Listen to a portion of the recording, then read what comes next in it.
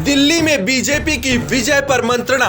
2024 के संग्राम के लिए सेनापतियों का संगम। दिल्ली में 2024 के रण का महाप्रण। बीजेपी के दरबार में जीत का मंत्र। दिल्ली में बीजेपी की राष्ट्रीय कार्यकारिणी का दूसरा दिन, जहां से 2024 की जीत का मंत्र दिया जाएगा। इस बैठक में मौजूद तमाम बड़े सेनापति 2024 के विजय का महामंत्र लेकर अपने अपने क्षेत्र में जाएंगे और एक बार फिर से केंद्रीय सत्ता के लिए चौसर बिछाएंगे। इस बैठक के बाद पार्टी कई पहलुओं पर कठिन फैसले भी कर सकती है। इसके बाद पीएम मोदी की केंद्रीय सेना में कई और चेहरे भी शामिल हो सकते हैं। बीजेपी के लिए 2024 की तस्वीरें 2019 के मुकाबले इस बार अलग हैं, क्योंकि 2019 के लोकसभा चुनाव में कई क्षेत्रीय छत्रपों का साथ था। बिहार में नीतीश कुमार, महाराष्ट्र में शिवसेना, पंजाब में अकाली दल बीजेपी के साथ कंधे मिलाकर खड़े थे। लेकिन 2024 में इनमें से कोई भी पार्टी बीजेपी के साथ नहीं है।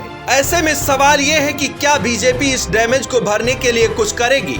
क्या पार्टी किसी ऐसे चेहरे को चुनेगी जो इन छत्रपों को अपने साथ जोड़ पाए, या फिर दिल्ली के दरबार में चल रही बैठक में यह तय किया जाएगा कि कुछ ऐसी चाल चली जाए जिससे क्षेत्रीय छत्रप पूरी तरह कमजोर हो जाए और 2024 में बीजेपी के आगे बौना नजर आने लगे। इस कार्यकारिणी की बैठक में यह भी तय किया जा सकता है कि जिन राज्यों में पार्टी के सामने कोई बड़ा क्षेत्रीय छत्रप खड़ा है, उसके मुकाबले पार्टी किसी बड़े चेहरे को लॉन्च करे।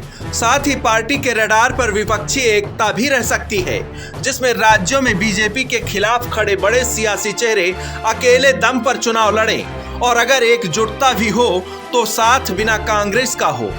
उदाहरण के लिए नीतीश कुमार, केसीआर, ममता बनर्जी, अरविंद केजरीवाल और अखिलेश यादव, शरद पवार जैसे बड़े क्षेत्रीय छत्रपों को लेकर तीसरे मोर्चे की चर्चा है।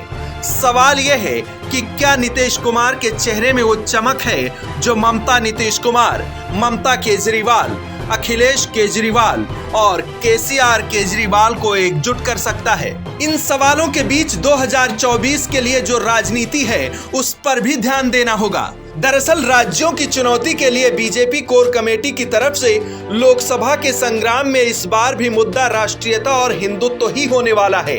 एक तरफ अयोध्या, मथुरा, काशी और महाकाल कॉरिडोर की चमक दमक होने वाली है, तो दूसरी तरफ क्षेत्रीय दलों की चुनौती से निपटने के लिए असरदार चाल। ये बात हम इसलिए कह रहे हैं क्योंकि बीते 15 जनवरी को बीएसपी सुप्रीमो मायावती का जन्मदिन था।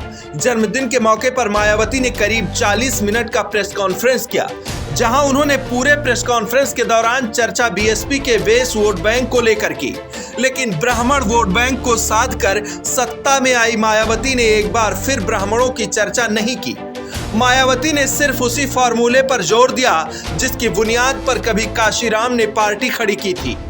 मायावती ने प्रेस कॉन्फ्रेंस के दौरान ईवीएम पर सीधा सवाल खड़ा किया।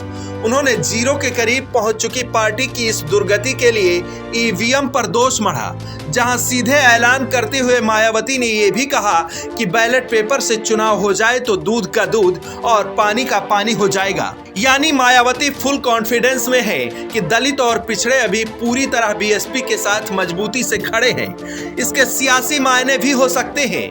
या तो मायावती ब्राह्मणों को अपने रडार से बाहर कर दलित मुस्लिम के पुराने फॉर्मूले पर लौटना चाह रही है, या फिर ये चाल सामने खड़ी सपा के खिलाफ भी हो सकती है। दरअसल सपा भी यूपी में फिर से जमीन मजबूत करने में लगी है। वहीं बसपा भी अपने कोर वोट बैंक को छिटकने नहीं देना चाहती है। ये बात साफ है कि अगर प्रदेश में बीएसपी मजबूत हुई तो इसका सीधे तौर पर सपा को नुकसान होगा। ऐसे में सवाल यह है कि मायावती की ये चाल बीएसपी के खिलाफ है या फिर सपा के खिलाफ। अगर ये निशाना सपा के खिलाफ है तो फिर क्षेत्रीय छत्रप को कमजोर करने का ये सबसे बड़ा उदाहरण होगा। ब्यूरो रिपोर्ट, प्रपंच टीवी।